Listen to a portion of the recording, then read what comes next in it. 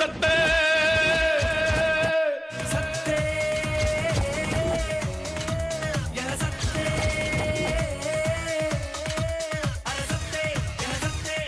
ప్రాణంగా ప్రేమించిన అమ్మికి ఏరే వాళ్ళతో నిశ్చితార్థం జరుగుతూ ఉండదు. నాకు ఇంకెట్టాగా అమ్మి దక్కదు. నా జీవితానికి సావే గీతి.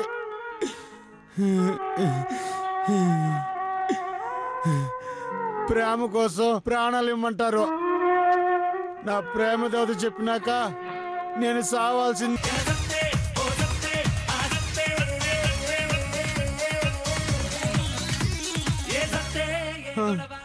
అమ్మో, ఊరంటే గిలిగిలా కొట్టుకుని సావాలా?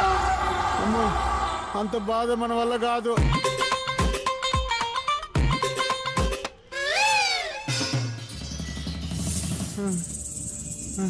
అమ్మో, కత్తితో పొడుచుకుంటే రక్తం వస్తుంది. అమ్మో ఓయమ్మో, అంత నొప్పితో చావటం మన వల్ల కాదు.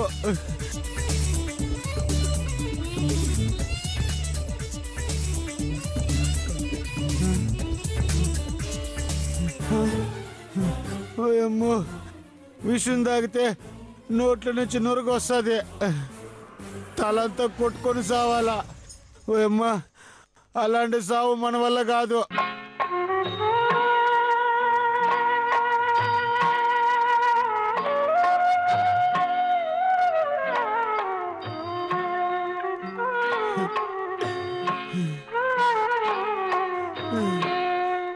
సావులన్నీ చాలా భయంకరంగా ఉన్నాయి. ఎట్రా సావే సచ్చేది? సత్యంత సావచ్చు పడి ఉండదు. ఎట్టా చేసేది?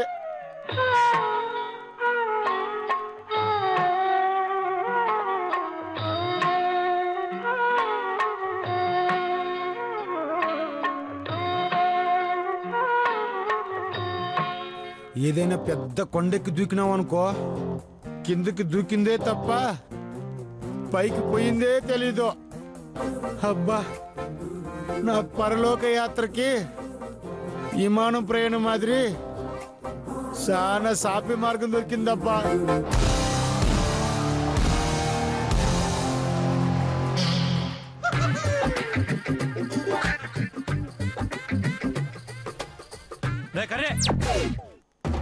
ఏందే ఒరే కర్రే, నీ మొహం అసలుకే రైలు బుక్ మాదిరిగా దగదగా మెరిసిపోతా ఉంటదే. దాన్ని ఇంకా ఎందుకురా మాడిపోయిన బల్బ్ మాత్రం పెట్టుండవా? సచ్చేదానికి పోయేవాడు మొక్కం మాడిపోయిన బల్బ్ మాదిరి కాకుండా నీ లెక్క కరెంట్ ఆఫీస్ మాదిరిగా దగదగా మెరుస్తా ఉంటదా ఏందా? ఓయమ్మా, ఏంద్ర కర్రే సచ్చేదానికి పోతాండవా? ఓయమ్మా, నువ్వు మమ్మల్ని చంపుతావు గానే నీకు సావాల్సిన అవసరం ఏంద్రా కరీనా? అన్నా, రాత్రి జరిగిన మన జ్యూస్ పార్టీ సీన్ లో అమ్మి ఏమని వార్నింగ్ ఇచ్చిందో నీకు తెలుసు కదా?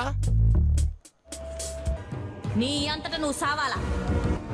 నేనే నీ తల నరికి సీమ పొలిమేరలో ఏలాడదీస్తాను.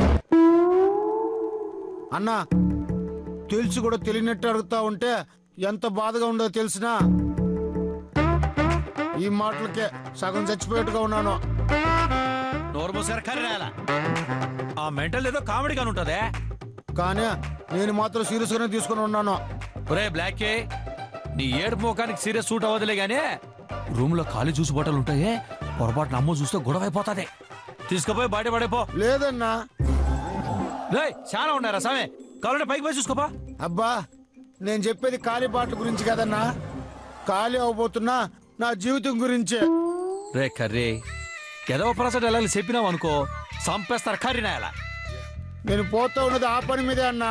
రేయ్, చేసిన ఎక్స్ట్రాలు చాలే గానీ లోపల బా.